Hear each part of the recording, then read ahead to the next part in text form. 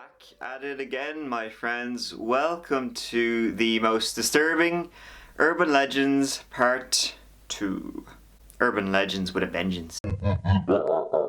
And like last time, we're going to be looking at some of the creepy stories that will keep you up at night.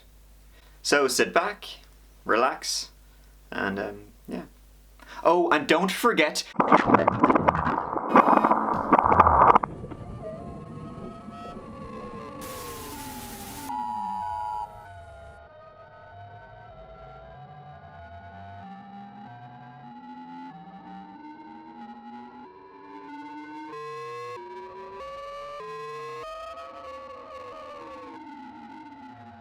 In order to play this first game, you need to find a place where no light can enter.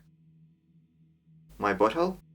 At midnight, go to that room alone with candles, 2 large mirrors, 3 chairs, and any memorable or significant object from your childhood,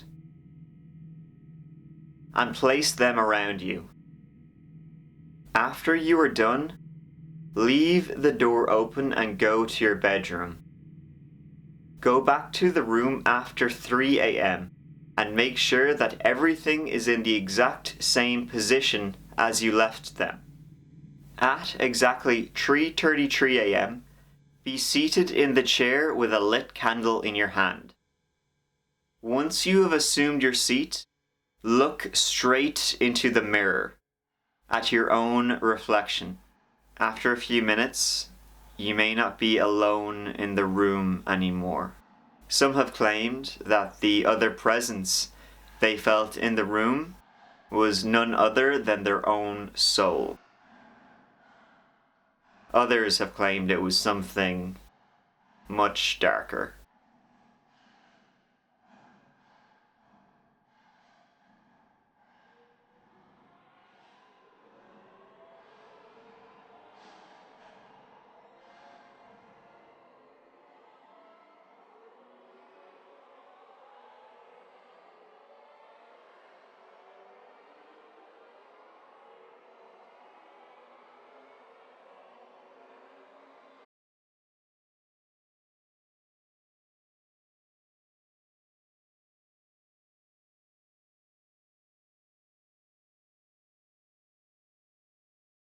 This legend involves a man who checked into a hotel for a few nights. After he obtained his room key, the woman at the front desk warned him that there was a door with no number on the way to his room.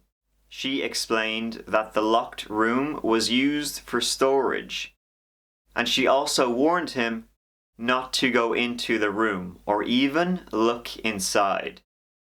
The man, although quite intrigued, went straight to his room without asking any more questions. But by the second night, his curiosity had got the better of him. He tried turning the knob, but found it to be locked, just as the woman had said. Not to be deterred so easily, the man proceeded to peep through the keyhole. Beyond the door was what looked like a normal hotel room, exactly like his own.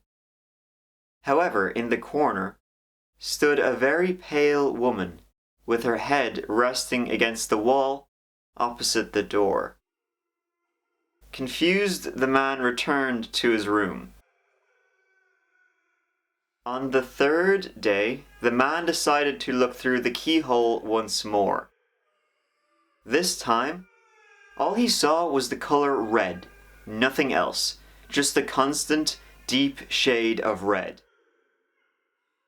Maybe the woman had suspected that someone was spying on her and had blocked it with something. The man decided he would ask the woman at the front desk. She sighed and asked if the man had looked through the keyhole. After he confirmed that he had, the woman proceeded to tell him the whole story. Many years ago, a man had murdered his wife in that very room, and now her ghost haunts it. Her ghost is said to be very pale, except for her eyes, which were bloodshot red.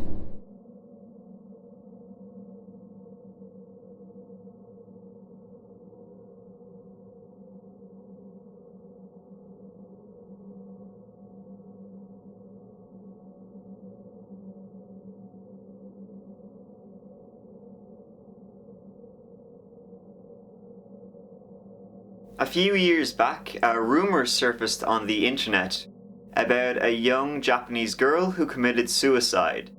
Shortly before killing herself, the teen had drawn a self-portrait, which she had posted online. Curious to see this slice of suicide memorabilia, a number of Korean forums picked up the image and began reposting it. And this is when things get dark. Users had a hard time looking away from this melancholy picture.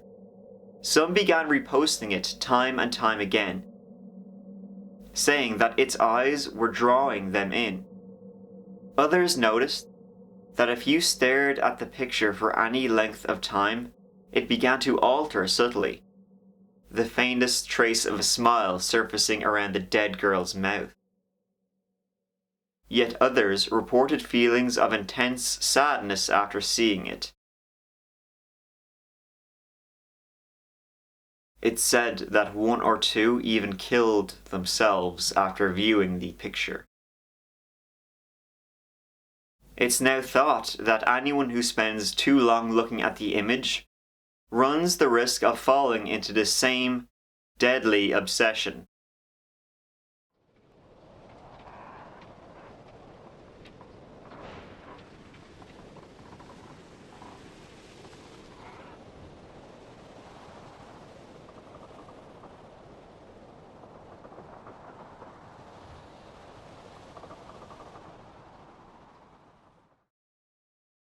In 1983, a group of religious scientists came up with an interesting new theory.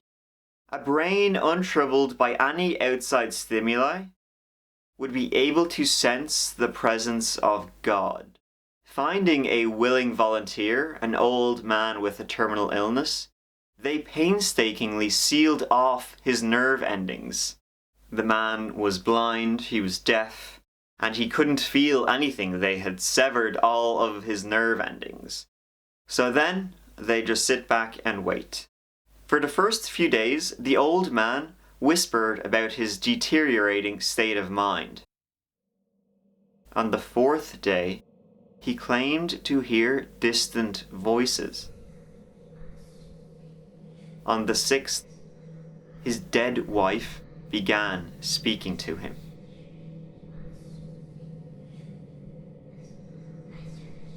As the days passed, the voices of the dead began to grow louder, more hostile. They became angry, mocking, and started to tell the man things. Things nobody should ever have to hear. The man began to scream and tear at his unseeing eyes, shrieking, "No heaven, no forgiveness," over and over and over. Finally, he began to hysterically bite and rip at his own flesh, saying he'd met God and he'd abandon us.